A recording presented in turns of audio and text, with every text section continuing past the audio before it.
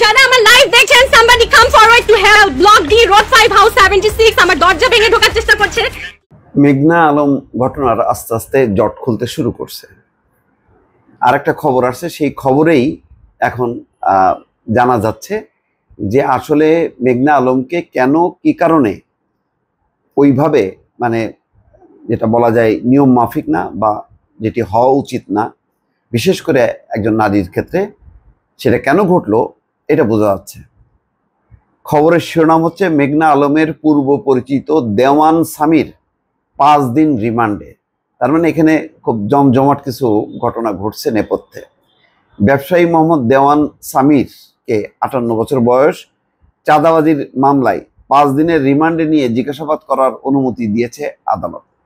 দেওয়ান সামির বিশেষ ক্ষমতা আইনে আটক মেঘনা আলমের পূর্ব পরিচিত বলে জানিয়েছে পুলিশ। পুলিশের আবেদনের পরিপ্রেক্ষিতে ঢাকার চিফ মেট্রোপলিটন ম্যাজিস্ট্রেট আদালত আজ শনিবার দেওয়ান সামিরকে রিমান্ডে নেওয়ার আদেশ দেন।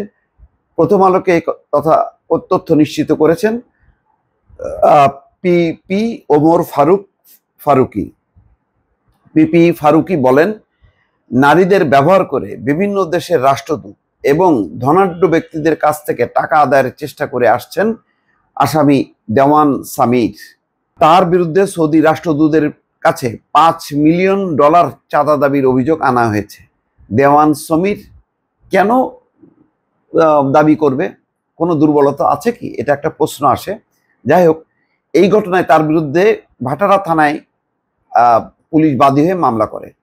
আদালত সংশ্লিষ্ট সূত্রগুলো বলছে, দেওয়ান সামিরকে আদালতে হাজির করে 10 দিন রিমান্ডে নিয়ে জিজ্ঞাসাবাদ করার আবেদন করা হয়। রাষ্ট্রপক্ষে তাকে রিমান্ডে নেওয়ার পক্ষে যুক্তি তুলে ধরেন পিপি ওমর ফারুকি।